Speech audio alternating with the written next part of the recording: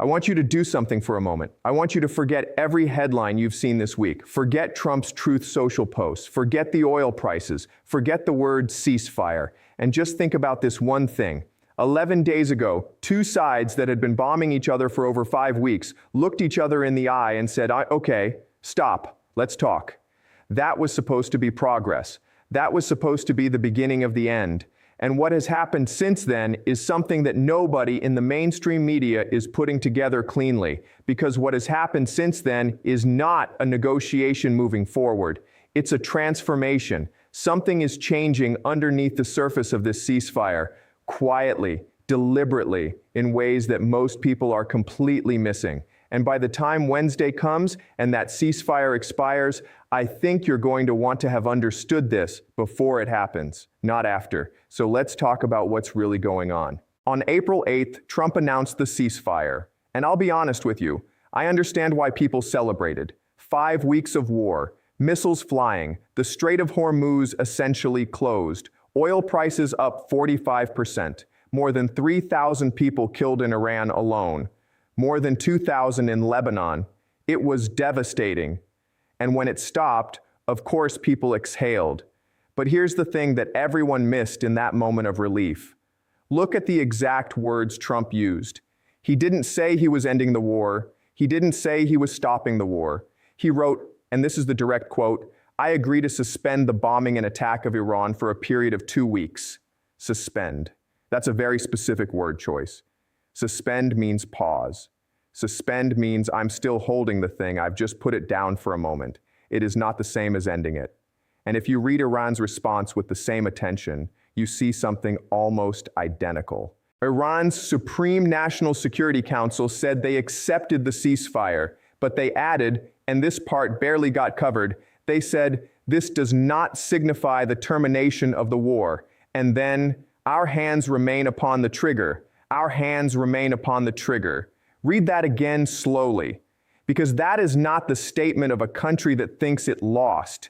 That is not the statement of a country that is ready to surrender. That is a country that has agreed to lower the gun for 2 weeks while keeping its finger exactly where it was. So from the very first moment, from the very announcement of this ceasefire, both sides have been telling you something.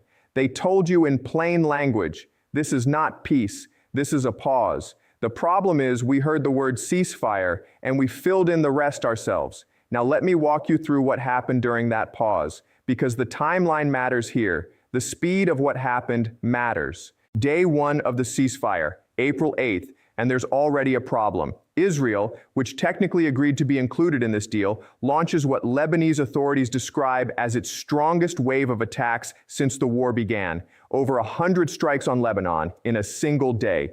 Iran says this proves the ceasefire was violated from the very start. America and Israel say Lebanon was never part of the deal. So on literally day 1, you have a fundamental disagreement about what the deal even covered. That's the foundation this ceasefire was built on.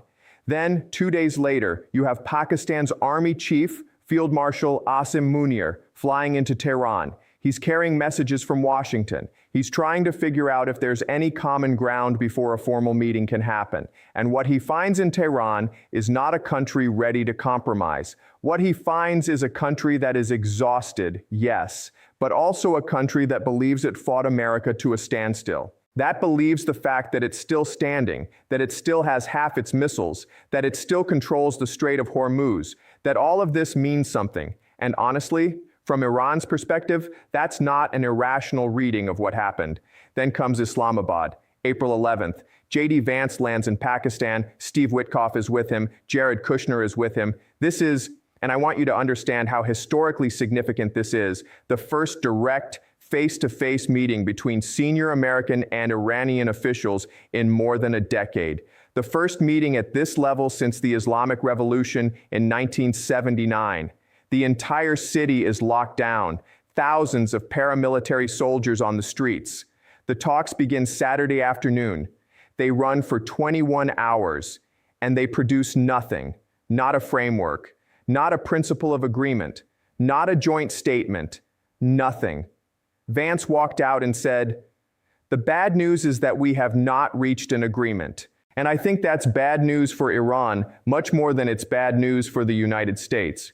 Iran's side said American demands were excessive, and a Pakistani source, someone who watched all 21 hours happen, described the whole thing with one word: a bazaar. That's what they called it. Not negotiations, not diplomacy, a bazaar. Like a market, where two sides are haggling over price, and neither one really wants to give away what they're holding. And you know what a bazaar means. It means both sides think they have something the other one needs. It means neither side is desperate enough to take a bad deal. That is the state of negotiations right now, heading into Wednesday. But here's where it gets complicated, and this is the part I really need you to stay with me on.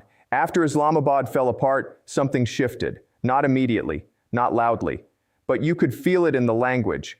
Trump, speaking on Air Force One Friday night, said the blockade of Iranian ports is staying full force until the transaction with Iran is 100% complete. And then, right after that, he said, maybe I won't extend the ceasefire, so you have a blockade, and unfortunately, we'll have to start dropping bombs again.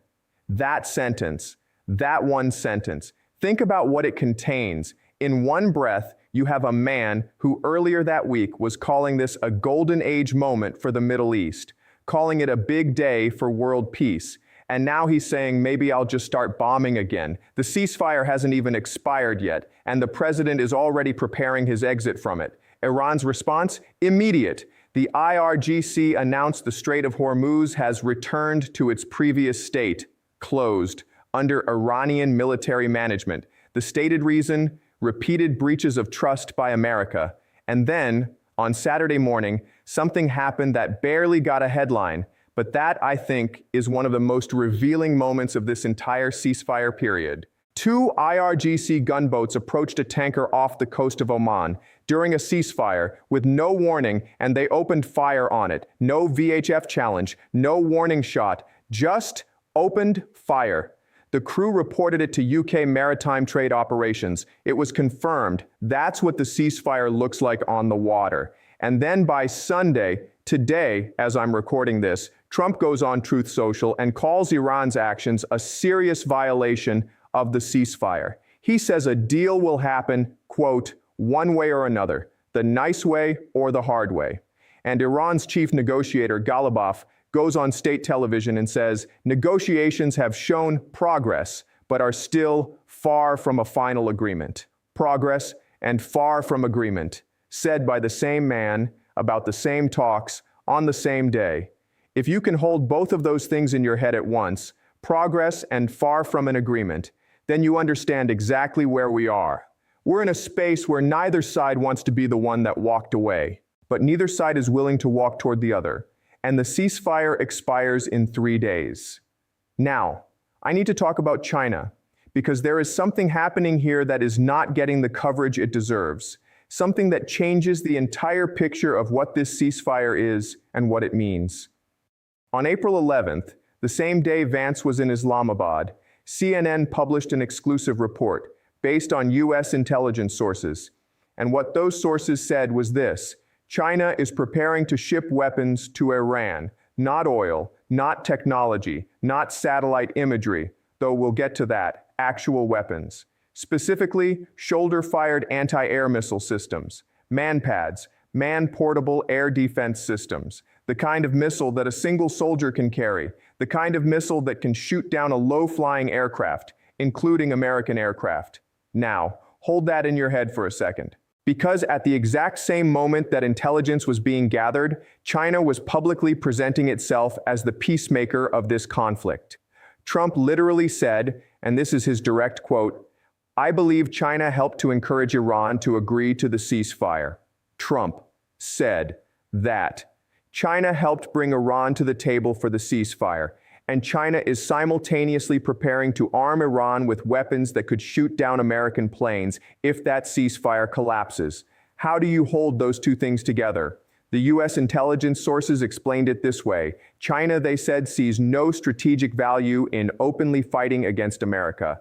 They know that's unwinnable. Instead, what China is doing is maintaining what these sources called outward neutrality. so that after this war ends, however it ends, Beijing can claim it was on the side of peace. It preserves deniability. It keeps all the options open. Deniability, that's the word. And that one word explains everything China has been doing for the last 6 weeks. There's more. The Financial Times reported, and this was based on a cache of actual Iranian documents, that IRGC commanders purchased satellite imagery from a Chinese company called Emposat, imagery that covered American military bases, Prince Sultan Air Base, Muwafaq Salti Air Base, U.S. Fifth Fleet positions. Iranian military commanders were using Chinese commercial satellite data to track American aircraft and assets, while China was publicly calling for de-escalation, while China's foreign minister was making 26 phone calls to various parties in the name of peace, and nobody publicly said anything about it. Not America, not China, not Iran. That silence is the loudest thing in this story. Let me give you the number that I keep coming back to because I think it explains more than any diplomatic statement or military movement. China imports approximately 1.38 million barrels of Iranian oil every single day. Before this war, that oil moved through the Strait of Hormuz, the same strait that has been closed for most of the last 6 weeks, the same strait that just got closed again yesterday. But here's what nobody is connecting clearly enough. China saw this coming, or at least China prepared for it. Before the war, China had built up a strategic petroleum reserve of approximately 1.2 billion barrels. That's roughly 120 days of supply at normal consumption levels. 120 days. China can wait out this entire ceasefire expiration, a return to war, another ceasefire, another round of negotiations, and still not feel real energy pressure, not for months. Now contrast that with America. Gas prices in some U.S. cities are touching $5 a gallon. The stock market has been volatile. Trump's approval ratings are being affected by the economic pain. Midterm elections are on the horizon. Trump needs to show the American public that the war is winding down, that the cost was worth it, that there is a deal. And that urgency, that political pressure, is something Iran sees clearly, something China sees clearly, something Russia sees clearly. America is in a hurry. China can wait. And when one side is in a hurry and the other side can wait, who do you think has the leverage? There's something else I want you to understand about what's happening on the ground right now, because it's directly related to why China's patience matters so much. CNN published satellite imagery earlier this month showing Iranian missile bases. These are underground facilities. They call them missile cities that were destroyed by American and Israeli strikes in the opening days of the war. And what the satellite imagery showed is that Iran has been rebuilding them. During the ceasefire, dump trucks, heavy equipment, clearing rubble from tunnel entrances. One analyst at the James Martin Center for Non-Proliferation Studies explained the logic perfectly. He said these facilities were specifically designed to do exactly this. You absorb the first strike, you dig yourself out, then you launch again. That's the design. That was always the design. And U.S. intelligence confirmed that Iran still has roughly half its missile launchers intact, plus thousands of one-way attack drones, despite everything America dropped on it. So think about what that means for Wednesday. The pressure America is applying, the blockade, the carriers, the threats, is supposed to force Iran back to the table on American terms. But Iran is using the ceasefire to rebuild the capability that gave it leverage in the first place. Iran is not cowering. Iran is not desperate. Iran's new supreme leader, Mojtaba Khamenei, who has barely been seen publicly since the war started, issued a statement this week. And what he said was this: the Islamic Army has exposed those armies' weakness and abjectness to the world. That's not the language of someone who thinks they're losing. That's not the language of a side that is ready to accept a deal on American terms. So where does that leave us? Let me be honest with you about what I think is actually happening, because I think the mainstream coverage is missing it. The open war, the bombing, the missiles, the ships on fire, that was terrible. Visibly, obviously terrible, but it was also legible. You could track it. You could count the strikes. You could watch the oil prices and understand the damage. What is happening now during this ceasefire is less visible and more dangerous. Because the ceasefire has created a space, a pause, in which all of the deeper structural competition is being played out. And in that competition, the rules are not the rules of warfare. They're the rules of positioning, of deniability, of leverage accumulation. In that space, China is shipping weapons to Iran through third countries, routing it carefully so no fingerprints remain. In that space, Iran is rebuilding its missile cities, protected from airstrikes by the same ceasefire it keeps threatening to violate. In that space, Russia has been sharing intelligence with Iranian commanders throughout the conflict, helping Iran target U.S. troops and assets while publicly calling for peace. In that space, America is flying officials to Islamabad and positioning aircraft carriers simultaneously, trying to negotiate and threaten at the same time, and finding that Iran responds to neither with the urgency America needs. All of this is happening at the same time. All of it is real. All of it is documented, and almost none of it fits neatly into a headline. There's a reason serious analysts this week started invoking the Cuban Missile Crisis. Not because they think nuclear war is imminent, but because 1962 is the template for what it looks like when two sides are locked into escalating positions, with miscalculation as the greatest threat. Kennedy and Khrushchev managed to find a quiet back channel, a way for both sides to step back without publicly losing face. Right now, the question is whether that back channel exists between Washington and Tehran. Whether Asim Munir, who has now flown to Tehran twice in 10 days, is carrying something more than talking points. Whether the calls that Turkey and Egypt's foreign ministers made on Sunday to Pakistan and then to both Witkoff and Araghchi are building something that isn't visible yet, or whether Wednesday comes and goes with no deal, no extension, and both sides choosing escalation over humiliation. But here is what I keep coming back to, the thing that I think matters more than any single event in this conflict. Trump is visiting Beijing on May 14th, 25 days from now. And I want you to think about what that summit looks like from both sides. America walks in having spent over $200 billion on this war, with 3 aircraft carriers in the Middle East, with a ceasefire that may not survive the week, with gas prices near $5, with a war that was supposed to be over, but isn't.